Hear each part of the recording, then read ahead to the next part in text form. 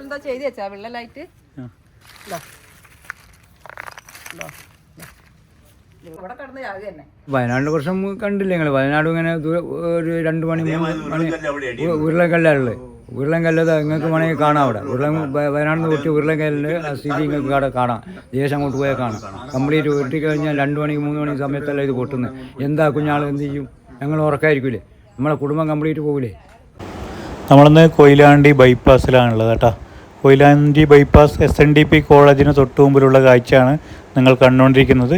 ഇവിടെ national highway വികസനത്തിൻ്റെ ഭാഗമായിട്ട് നല്ല രീതിയിൽ മണ്ണിടിച്ചിലുണ്ടായിട്ടുണ്ട്. ഇവിടെ സോയിൽ നെയിലിംഗ് ഒക്കെ ചെയ്തിട്ടുണ്ട്. അതൊക്കെ ഇടിഞ്ഞു വീണിട്ടുണ്ട്. ഒരുപാട് കുടുംബങ്ങൾ ഇവിടെ താമസിക്കുന്നുണ്ട്. ഒരുപാട് വീടുകൾ ഇവിടെയുണ്ട്. വീട്ടിനടുത്ത് വിള്ളൽ അനുഭവപ്പെട്ടിട്ടുണ്ട്. അപ്പോൾ അപകട ഭീഷണിയാണ്. ഏത് സമയത്തും വീടൊക്കെ ഇടിഞ്ഞു വീഴാറായ അവസ്ഥയിലാണ്. ഇവരൊക്കെ SNDP കോളേജിലേക്ക് മാറ്റി പാർപ്പിച്ചിട്ടുണ്ട്. പക്ഷേ അവിടെ കോളേജ് തുടങ്ങിയതിനാൽ എല്ലാവരും ഇപ്പോൾ തിരിച്ച് വീട്ടിലെത്തിയിരിക്കുകയാണ് കേട്ടോ. ഇവിടെ വീടിലൊക്കെ വിള്ളൽ അനുഭവപ്പെട്ടിട്ടുണ്ട്. അപ്പോൾ ഏത് സമയത്തും അപകട ഭീഷണി നേരിടുന്ന സ്ഥലമാണ്. ഇവരുടെ ജീവന് തന്നെ ഭീഷണിയാണ് കേട്ടോ. മൊത്തം വിള്ളലൊന്നും അല്ലേ? ഇത് ചെയ്തതിന് കൊണ്ട് ശേഷം വന്നതൊക്കെ ഉണ്ടോ നെറ്റം വിണ്ടിക്ക്. അപ്പോൾ നിങ്ങൾ താമസം എവിടെയപ്പോൾ? താമസം അവിടെ തന്നെ. അയ്യോ, ക്യാമ്പിലുണ്ടായിരുന്നില്ല? ഇപ്പൊ കോളേജ് വന്നതോടെ ഇവിടെയല്ലേ ക്ലാസ് തുടങ്ങിയത്? അത് പറ്റാതായി. ഇവിടെ നിലത്തേടെ വിള്ളലാണ്. ഇവിടെ മൊത്തം വിള്ളലാണ് കേട്ടോ. ഇവര് എന്ത് ധൈര്യത്തിലാണ് ഇവിടെ താമസിക്കുന്നത് അറിയില്ല. എന്താ ചെയ്ത് വെച്ചാ വെള്ളലായിട്ട്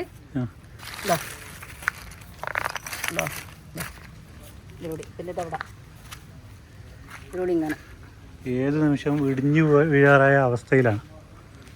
നമുക്ക് വയനാട് ദുരന്തമൊക്കെ നമ്മൾ കണ്ടതാണ്. എല്ലാം ദുരന്തം വന്നു. അതന്നെ, പൈസ കൊടുക്കണ്ടേ അല്ലേ? വാടകയ്ക്ക് പോയാല്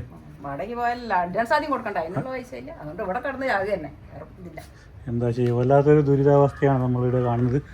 വലിയ രീതിയിൽ ഈ ഭാഗത്തായിട്ട് മണ്ണിടിച്ചിട്ടുണ്ടായിരുന്നു. ഇത് പേരെന്താ ചേച്ചി ഈ സ്ഥലത്തിന്റെ? കുഞ്ഞാർമല അല്ലേ? കുഞ്ഞാർമല. ഒരുപാട് വീടില്ലേ ഈ ഭാഗത്തായിട്ട്? ഉണ്ടല്ലേ? എല്ലാവരും ക്യാമ്പിലുണ്ടായിരുന്നു ആദ്യം. ബദൽ സംവിധാനം ഇപ്പോൾ ഇവിടെ ചെയ്ത് തന്നിട്ടല്ലേ? ഇപ്പോ കോളേജിൽ നിന്ന് ഇപ്പോൾ എല്ലാവരും ഇങ്ങോട്ട് വന്നല്ലോ ക്ലാസ് തുടങ്ങിയതോടുകൂടി. പിന്നെ അതിനുശേഷം ബദൽ സംവിധാനം ചെയ്തു തന്നില്ല. നിങ്ങളുടെ പേരെന്താ? എൻ്റെ പേര് സുകുമാരൻ. ഇത് തുടങ്ങിയിരുന്ന നാഷണൽ ഹൈവേ എടുക്കുന്നിടത്ത് ഞങ്ങളോട് പറഞ്ഞാൽ ഒരു 10 മീറ്റർ താഴുമെന്ന് പറഞ്ഞേ. അപ്പോൾ ഇതിപ്പോൾ ഒരു 30 മീറ്റർ എങ്ങാട്ട് എത്ര മീറ്റർ കാണി? 32 മീറ്റർ കാണുന്നത്. ഞങ്ങളോട് 10 മീറ്റർ എന്നാണ് പറഞ്ഞത്. 10 മീറ്റർ താവും നിങ്ങളെ പേടിക്കാനൊന്നുമില്ല, നിങ്ങൾക്കൊന്ന് ഭയപ്പെടാനൊന്നുമില്ല എന്നല്ല പറഞ്ഞത്. എത്ര മീറ്റർ ദൂരം ഉണ്ട് ഇവിടുന്ന് വീട്ടിൽ നിന്ന്? അത്രയേ ഉള്ളൂ. 10 മീറ്റർ അല്ലേ? 10 ഉണ്ടാവില്ല. 10 ഉണ്ടാവില്ല. മണ്ണെടുക്കുന്ന സമയത്താ കുലുക്കം? നമുക്ക് വീടിന് കലക്കുന്ന ഒരു കമ്പി അടിച്ച് കയറ്റിയാണ്. 5 മീറ്റർ 11-12 മീറ്റർ കമ്പി ഉള്ളിലേക്ക് അടിച്ച് കയറ്റിയിട്ട് വീടെല്ലാം കംപ്ലീറ്റ് കുലുങ്ങാണ്. ജനലും ഇതെല്ലാം ഇങ്ങനെ വീടെല്ലാം വിണ്ട് കീറിയിട്ടുള്ള പരിപാടിയാണ്. മനസ്സിലായി. സോയിൽ നൈലിങ്ങിന്റെ ഭാഗമായിട്ടല്ലേ? അതെ അതെ. കോൺക്രീറ്റ് കോൺക്രീറ്റ് ചെയ്ത് കഴിഞ്ഞാൽ നടക്കൂല. കാരണം ഇതപ്പാട് ഇടിഞ്ഞു പോവല്ലേ. ഇത് കംപ്ലീറ്റ് കാണില്ലേ? വയനാട്ടിലും കണ്ടില്ലേ നിങ്ങൾ? നിലവിൽ നിങ്ങൾ പരാതിപ്പെട്ടില്ലേ? പരാതിപ്പെട്ട് തഹസീൽദാരും വില്ലേജ് ഓഫീസറും എല്ലാം വന്നാണ്. ഞങ്ങളോട് വന്നാൽ നിങ്ങൾ മാറി താമസിക്കണം എന്ന് പറഞ്ഞ് ഞങ്ങൾ 10-15-20 ദിവസം ഞങ്ങൾ മാറി താമസിച്ച് കോളേജിലേക്ക്. എന്നിട്ട് ബദൽ സംവിധാനം ഇതുവരെ ഒന്നും ചെയ്തില്ല. ഞങ്ങൾ സുപ്രഭാതത്തിൽ ഇങ്ങോട്ട് ഇറങ്ങിയാണ്. ഞങ്ങൾ ഒരു അധികാരിയോ വില്ലേജ് ഓഫീസറോ തഹസിൽദാരോ ഒന്നും വന്നില്ല. ഞങ്ങൾ കൗൺസിലറോട് പറഞ്ഞു, കൗൺസിലർ ലീസ്റ്റ് വന്നിട്ടുണ്ട്. അങ്ങനെ ഒരു 15 വീട്ടുകാരുടെ ലീസ്റ്റേ വന്നിട്ടുള്ളൂ എന്ന് പറഞ്ഞു. 15 വീട്ടിൽ എന്ന് പറഞ്ഞു കഴിഞ്ഞാൽ നമുക്ക് അറിയാമല്ലോ ഏതാരാണ് എന്നാന്നുള്ളത് അറിയാൻ പറ്റൂലല്ലോ. കാരണം ഏത് സമയമാണ് ഇത് ഇതാവുന്ന അറിയില്ലല്ലോ. ഒന്നും വന്നില്ല. നമുക്കൊന്നും വന്നില്ല. ഒരു തഹസിൽദാരും വന്നില്ല, വില്ലേജ് ഓഫീസറൊന്നും ഇതുവരെ നമ്മുടെ അടുത്ത് വന്നില്ല. ചർച്ച കൊണ്ട് നടന്നുകൊണ്ടിരിക്കുക. വാടകയ്ക്ക് പോകാനാ പറയാം. വാടകയ്ക്ക് പോകാൻ പൈസ വേണ്ടല്ലേ? വാടകയ്ക്ക് പോയി കഴിഞ്ഞാലും കാര്യമില്ലല്ലോ, തിരിച്ചു വരണ്ടേ ഇങ്ങോട്ട്. അഡ്വാൻസ് ഇല്ലാണ്ട് വാടക കിട്ടൂല. അഡ്വാൻസ് വേണം. അവന് വാടകയും വേണം. വാടക വീട് എന്ന് പറഞ്ഞു കഴിഞ്ഞാൽ നമ്മൾ വാടകയ്ക്ക് പോയി കഴിഞ്ഞാൽ 5-6 മാസം ഇവർ നമ്മൾ ഇവിടെ തുടങ്ങി കഴിഞ്ഞാൽ ഇവർ പണിയെടുക്കും.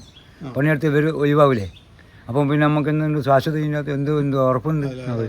അപ്പോൾ ഇവരങ്ങ് പോയില്ലേ? ഇവർ പോയി കഴിഞ്ഞാൽ പിന്നെ നമ്മൾ ആരോട് ചോദിക്കും? ആരും ഒന്നും എല്ലാവരും കൈമാറി പണി കഴിഞ്ഞിട്ട് വീണ്ടും അപകടം ഉണ്ടായിട്ട് വന്നിട്ട് എല്ലാവരും വന്ന് സാന്ത്വനം ചോദിച്ചിട്ടൊരു കാര്യമില്ല.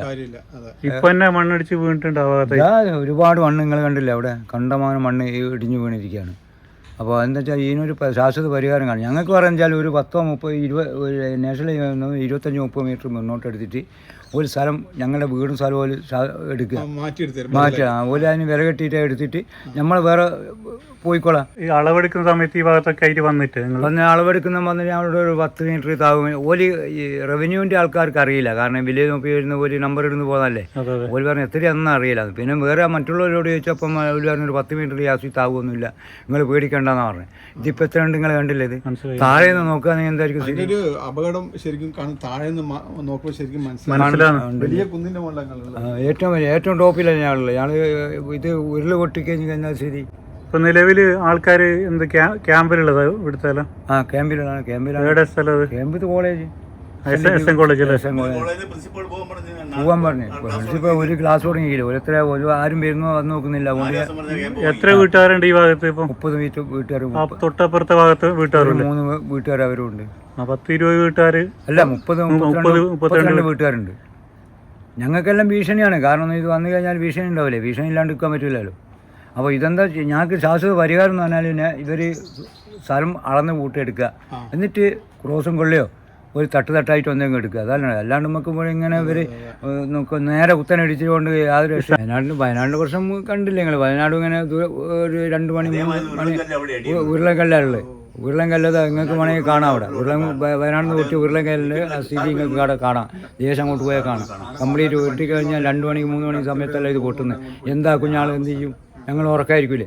നമ്മളെ കുടുംബം കംപ്ലീറ്റ് പോകില്ലേ? അപകടം വരുന്നിടത്താണ് എല്ലാവരും വന്നു കഴിഞ്ഞാലാണ് എല്ലാവരും പാഞ്ഞു വരും. അതിനെ വന്നിട്ടൊരു കാര്യമില്ലല്ലോ. ജനങ്ങൾ പോയില്ലേ, പിന്നെ വന്നിട്ട് ഒരു സാന്ത്വനം പറഞ്ഞുകൊണ്ട് ഒരു കാര്യമില്ല.